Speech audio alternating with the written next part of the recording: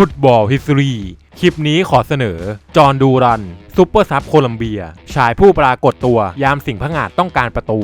สูงใหญ่ราวกับรถถังแข็งแกร่งดังหินผาแต่มีความเร็วความเฉียบคมกองหน้าโคลัมเบียที่เคยมีชื่อเป็น1 ใน 60นักเตะพรสวรรค์สูงร่วมกับจามามูเซล่าและฟอร์เรียนเวสชายผู้มีซาลาตันและเลวานดอฟสกี้เป็นไอดอลจอห์นจาแดดูรันปาลาซิโอเกิดวันที่13ธันวาคม2003ในเมืองเบเดยินเมืองที่ใหญ่เป็นอันดับ2ของประเทศโคลัมเบียรองจากเมืองโบกตาครอบครัวของเขาเป็นชาวโคลัมเบียเชื้อสายแอฟริกันถือตนเองว่าเป็นส่วนหนึ่งของชาติพันธุ์ที่เรียกว่าปาเลนเกโรมีจำนวน10%ของประชากรในประเทศโดยมีคุณพ่อเป็นผู้บริหารทีมฟุตบอลในท้องถิ่นและเป็นพี่ชายของออสวาลโดดูรันอดีตผู้สับประตูชาวโคลัมเบียช่วงทศวรรษ1980ถึง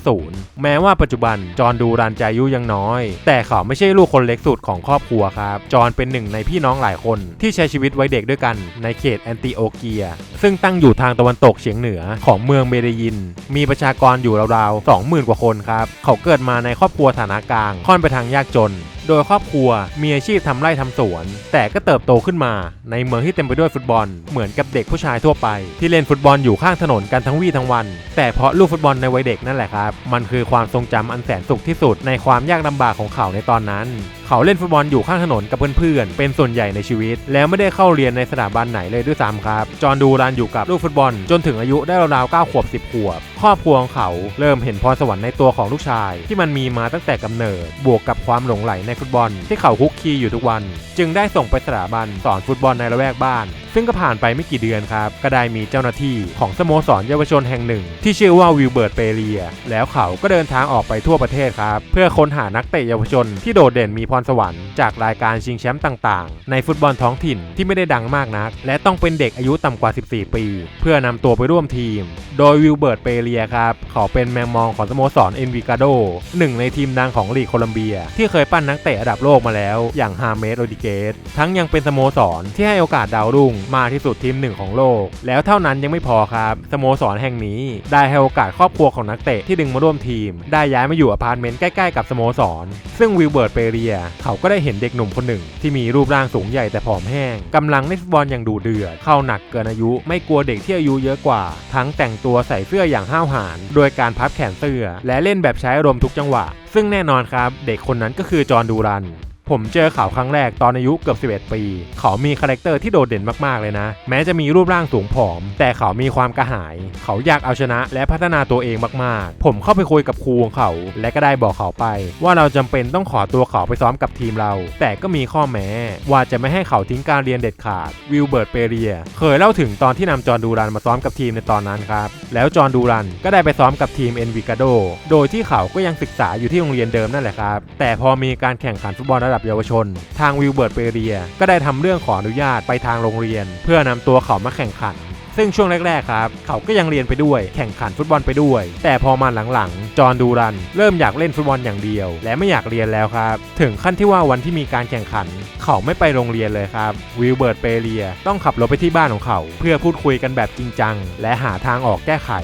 ซึ่งเขาก็พูดไปตรงๆครับว่าสโมสรแห่งนี้ไม่เคยงอนนักเตะดาวรุ่งคนไหนที่ทำตัวออกนอกลู่นอกทางและถ้าหากทิ้งโอกาสนี้มันจะไม่มีทางกลับมาอีกเป็นครั้งที่2หลังจากที่พูดกันแบบจริงจังจริงใจจอห์นดูรันก็กลับตัวกลับใจและกลายมาเป็นเด็กที่ดีขึ้นครับเขาตั้งใจเรียนและเล่นฟุตบอลไปด้วยอย่างจริงจังแม้ว่าอาจจะไม่ได้ดีแบบหลังมือเป็นหน้ามือแต่ก็ดีขึ้นกว่าในตอนแรกเพราะเขาเองก็ไม่ใช่เด็กขยันเรียนเก่งแต่เจ้าตัวก็พยายามไม่ขาดเรียนและไม่ทำตัวมีปัญหาครับแล้วพอชีวิตของเขาเริ่มลงล็อกเรื่องฟุตบอลก็ได้ไปต่อเอ็นวิกาโดผลักดันจอห์นดูรันมากขึ้นเพราะสโมสรแห่งนี้เป็นแหล่งที่ผลิตนักเตะเยาวชนอันดับ1ของโคลัมเบียโดยตัวของจอห์นดูรันเองครับเขาเริ่มต้นที่ตำแหน่งปีกซ้ายหรือตัวริมเส้นเพราะเขาโดดเด่นในเรื่องของความเร็วและมีการครองบอลที่เหนียวแน่นทั้งยังเอาตัวรอดจากการเข้าปะทะได้ดีแต่แล้วพอมาเล่นได้สักพักครับโค้ชเยาวชนของเอ็นวิกาโดก็ได้จับเขาเปลี่ยนตำแหน่งมาเล่นกองหน้าเต็มตัวเพราะดูแล้วเขามีศักยภาพมากกว่าการเล่นริมเส้น หลังจากนั้นครับเขาก็ทำผลงานได้อย่างโดดเด่นจนสร้างความประทับใจให้ทีมงานหลายๆฝ่ายของสโมสรจอห์นดูรันเข้ามาสร้างผลกระทบให้ทีมทันทีครับเขามีส่วนช่วยให้ทีมคว้าแชมป์รายการระดับเยาวชนรุ่นอายุไม่เกิน12ปีตั้งแต่การแข่งขันรายการแรกของเจ้าตัวเขาค่อยๆลงเล่นฝึกทักษะของตัวเองมาเรื่อยๆจนถึงอายุได้15ปีร่างกายของเขามันเติบใหญ่ขึ้นจากเด็กที่สูงผอมแห้งเขาถูกเติมความแข็งแกร่งโดยอาหารที่ถูกหลักและโปรแกรมเข้ายิมของสโมสรที่มีความเข้มข้นอย่างมากแล้วเขาก็ถูกดันขึ้นสู่ชุดใหญ่ของ Envigado และยังมีโอกาสลงสนามนัดแรกครับเมื่อวันที่10กุมภาพันธ์2019ทั้งยังสร้างสถิติเป็นนักเตะที่อายุน้อยอันดับ2ของลีกสูงสุดโคลัมเบียที่ยิงได้ในปีเดียวกันนี่เองแล้วสถิตินี้ก็ถูกบันทึกอีกด้วยครับว่าเขาเป็นกองหน้าที่อายุน้อยสุดอันดับ3ที่ยิงได้ตั้งแต่ก่อตั้งลีกโคลัมเบียเมื่อปี1948ด้วยวัย15ปี263วันเขาอยู่กับ Envigado ได้เพียงแค่2ปีครับโดยลงสนามให้ทีมชุดใหญ่ไปทั้งหมด47นัดทำได้9ประตู4แอสซิสต์แล้วพออายุเข้าใกล้18ปีเขาก็ถูกส่งออกไปให้กับทีมเมเจอร์ลีกซ็อกเกอร์อย่างชิคาโกไฟร์จากความบังเอิญล้วนๆเลยครับเพราะทางผอ.เทคนิคของชิคาโกไฟร์ได้ไปจับตามองผู้เล่นแนวรับของ Envigado เพื่อนำมาเสริมความแข็งแกร่งในแดนหลังของทีมแต่สุดท้ายครับเขากลับถูกใจกองหน้าเด็กหนุ่มคนหนึ่งที่โดดเด่นเหลือเกินครับโดยความที่มีร่างกายแข็งแกร่งและมีความเร็วเล่นบอลแบบดุดันไม่เกรงกลัวใครเขาเลยเปลี่ยนสายตามาจับจ้องมองดูรันและทำการเซ็นสัญญากับหัวหอกดาวรุ่งผู้นี้ทันทีครับโดยเขาเป็นผู้เล่นต่างชาติที่อายุน้อยสุดในเมเจอร์ลีกที่มีค่าตัวเป็นสถิติติดอันดับโดยค่าตัว 2.5 ล้านเหรียญสหรัฐซึ่งช่วงแรกครับจอห์นดูรันต้องเล่นกับทีมเยาวชนไปก่อนเนื่องจากเขาต้องรอให้อายุครบ18ปีบริบูรณ์จึงจะขึ้นสู่ทีมชุดใหญ่ได้แบบเต็มตัวและพอขึ้นมาครับเขาก็ลงเล่นเป็นตัวหลักของทีมเสมอมาเป็นตัวที่คอยเก็บบอลพักบอลให้เพื่อนร่วมทีมฟอร์มโดยรวมก็ถือว่าใช้ได้เลยทีเดียวครับผลงานของดูรันกับเชียโกไฟร์เขาอยู่ที่สหรัฐเพียงแค่ปีเดียวเท่านั้นครับลงสนามไป28นัดทำได้8ประตู6แอสซิสต์จนเข้าสู่ช่วงปี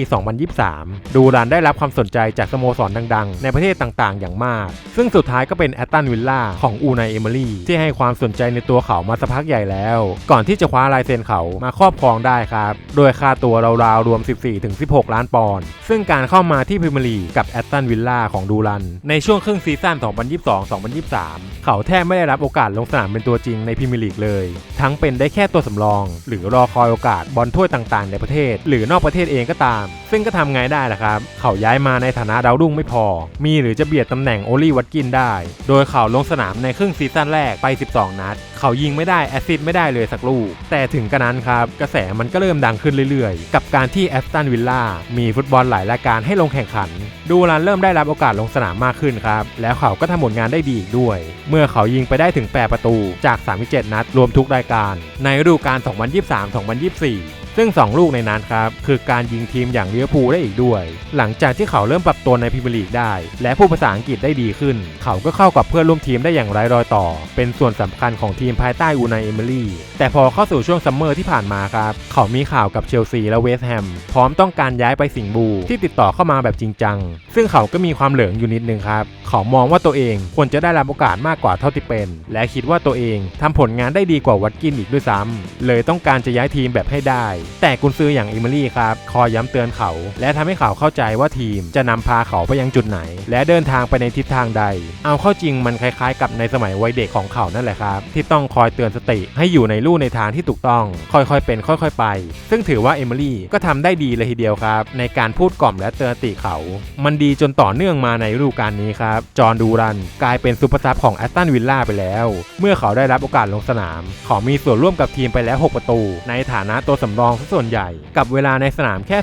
297นาทีจาก9นัดเฉลี่ยนัดละ33นาทีเท่านั้นเองครับทั้งในรายการยูฟ่าแชมเปี้ยนลีกต้องบอกว่าเขาแจ้งเกิดแบบเต็มตัวในนัดที่เจอกับบาเยิร์นมิวนิกศึกยูฟ่าแชมเปี้ยนลีกเขาโชว์ความเป็นสัญชาตญาณกองหน้าโดยการซัดประตูกว่า25หลาพาสิงห์ผงาดโค่นบาเยิร์นมิวนิกได้นับตั้งแต่ปี1982ในนัดชิงยูโรเปียนคัพสุดท้ายครับอูไนเอเมอรี่อาจจะต้องคิดหนักซะแล้วครับในช่วงโปรแกรมที่เหลืออีกมากของฤดูกาลนี้ว่าดูรันหรือวัตกินจะได้ออกสตาร์ทเป็นตัวหลักของทีมเพราะสิ่งที่แตกต่างกันอย่างชัดเจนของ2คนนี้คือความขยันไล่บอลและการปะทะกับกองหลังคู่แข่งซึ่งดูแล้วเอเมอรี่เริ่มจะปรับมาใช้กองหน้าแบบที่ทำให้นักเตะตำแหน่งอื่นเล่นง่ายขึ้นจากกองหน้าที่ดูแล้วยังไงก็เบียดวัดกินยากสู่ตอนนี้ครับที่อะไรก็เกิดขึ้นได้แล้วยิ่งทุกประตูที่เขายิงได้ไม่ใช่ลูกง่ายๆเลยครับเขามีความกล้าความมุทะลุผสมกันอยู่ในตัวแล้วเพิ่งจะอายุแค่20ปีดูแล้วไม่ช้าก็เร็วครับกับว่าที่ตำแหน่งกองหน้าหมายเลข1ของแอสตันวิลล่าหรืออาจจะทีมใหญ่ๆใน อนาคตสักทีมชื่อของเขามันอาจจะเป็นหนึ่งในนั้นครับและนี่คือเรื่องราวของจอห์นดูรันซุปเปอร์ซับโคลัมเบียชายผู้ปรากฏตัวยามสิงห์ผงาดต้องการประตู